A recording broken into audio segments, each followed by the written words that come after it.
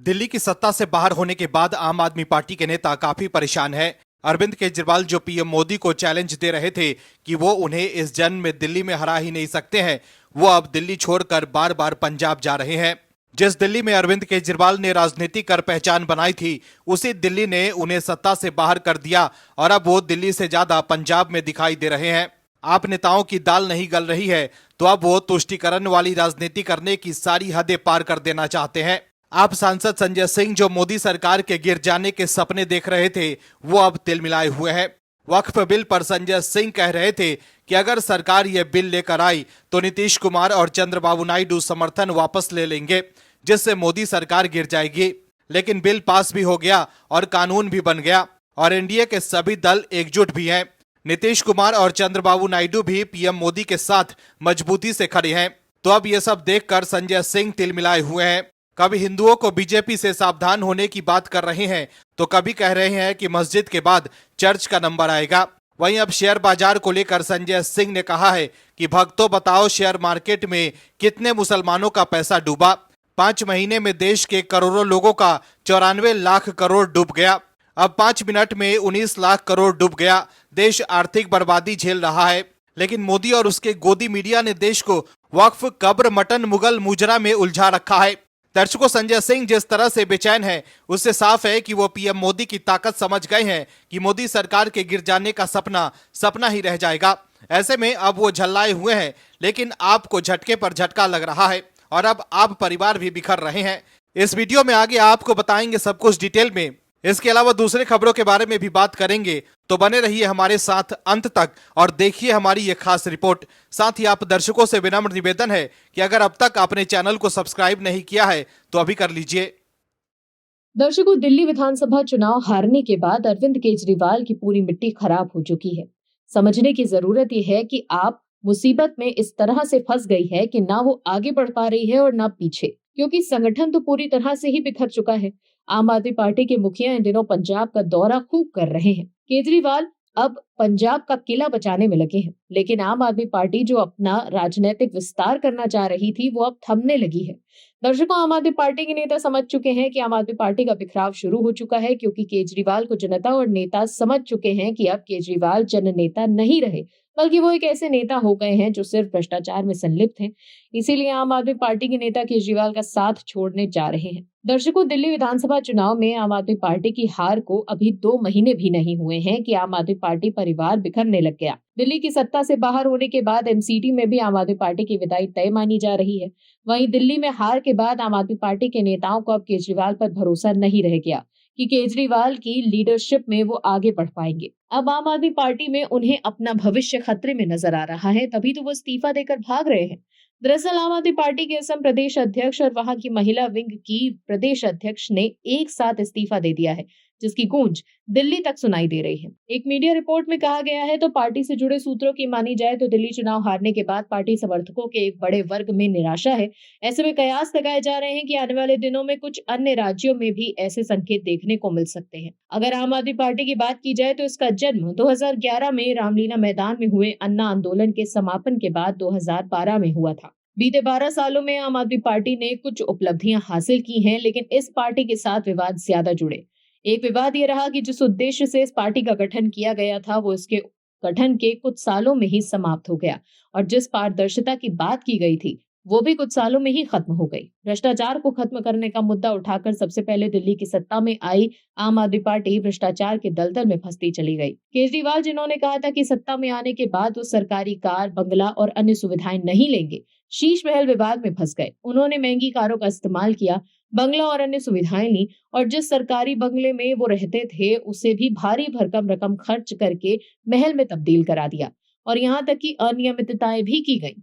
दिल्ली में आम आदमी पार्टी के कई विधायक कई मामलों में जेल भी गए हैं, तो वहीं पार्टी के शीर्ष नेता और आम आदमी पार्टी के प्रमुख अरविंद केजरीवाल, उप मुख्यमंत्री मनीष सिसोदिया और एक समय दिल्ली के कैबिनेट मंत्री रहे सत्येंद्र जैन भी जेल जा चुके हैं। जैन मनी लॉन्ड्रिंग मामले में 2 साल से ज्यादा समय तक जेल में रहे। सिसोदिया आबकारी घोटाले में 17 महीने तक जेल में रहे और इसी मामले में केजरीवाल 5 महीने जेल में बंद रहे। आम आदमी पार्टी के राज्यसभा सदस्य संजय सिंह 4 महीने जेल में बंद रहे।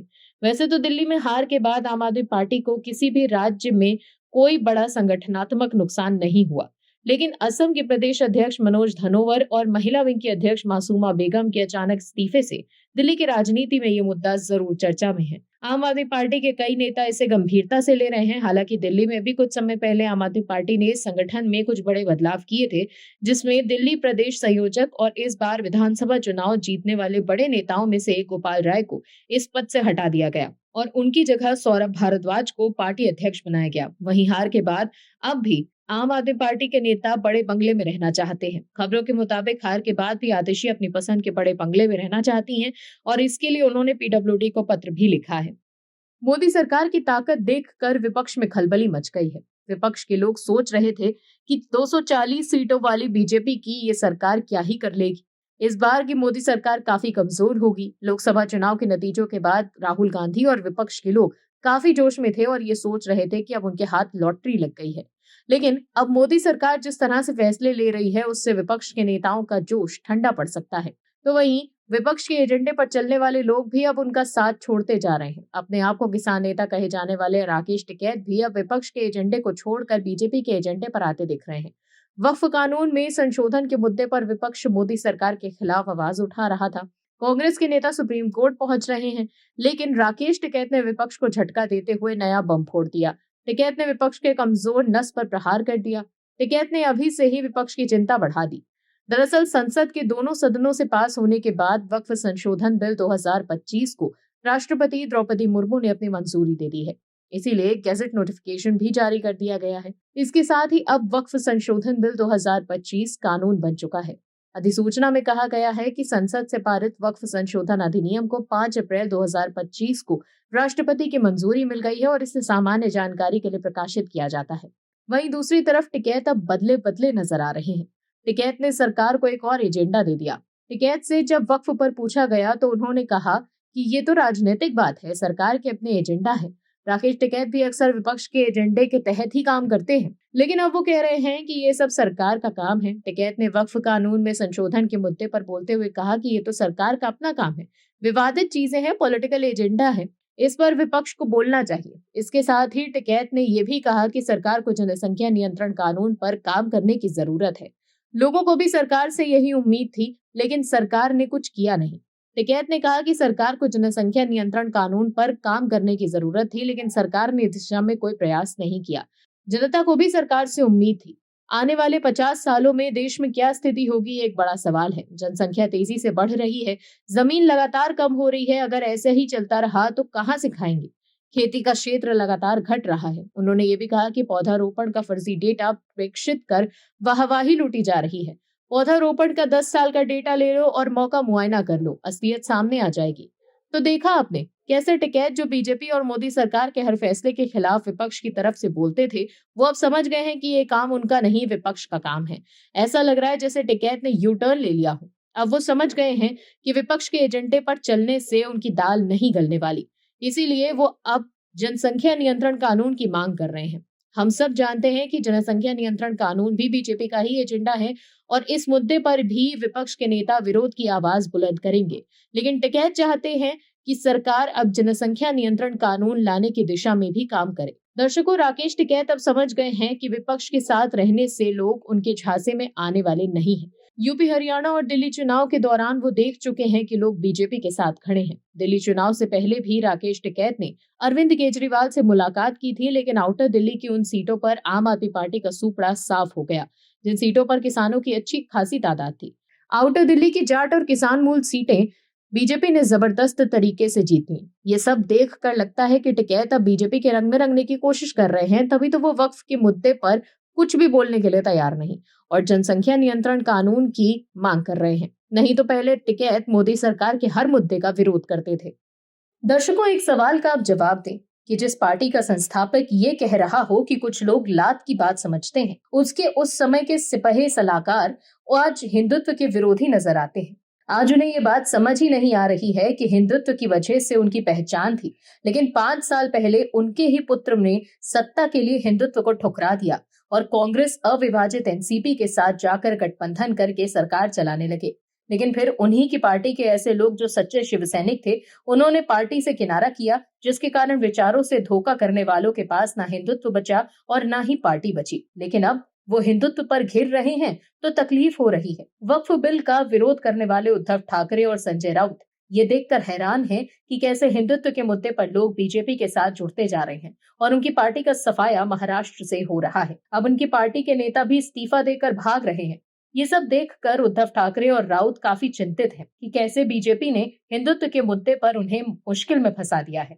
दर्शकों, आपको बता दें कि वक्फ संशोधन बिल संसद में पास होने के बाद राष्ट्रपति द्रौपदी मुर्मू ने इस बिल पर हस्ताक्षर कर दिए हैं, जिसके बाद इस विधेयक ने कानून का रूप ले लिया है। वक्फ बिल को लेकर शिवसेना यूपीटी सांसद संजय राउत ने सामना में एक लेख लिखा है, जिसमें उन्होंने कहा कि इस बिल का हिंदुत्व से कोई संबंध नहीं। कुछ लोगों ने वैसा संबंध जोड़ने का प्रयास किया, वो निरर्थक है। हिंदुत्व के मुद्दे पर अनावश्यक निरर्थक काम होने की बात राष्ट्रीय स्वयंसेवक संघ ने जाहिर की है। संघ के अगले कदम महत्वपूर्ण नजर आ रहे हैं। लगता है कि इनका अगला लक्ष्य काशी, मथुरा और दिल्ली है। संजय राउत ने कहा कि वक्फ संशोधन विधेयक संसद में पास हो गया है। जो इस विधेयक का समर्थन नहीं करेंगे वो कैसे हिंदुत्ववादी। ऐसा कहकर महाराष्ट्र के मुख्यमंत्री देवेंद्र फडणवीस ने चुटकी ली। उनका निशाना उद्धव ठाकरे की शिवसेना की ओर था।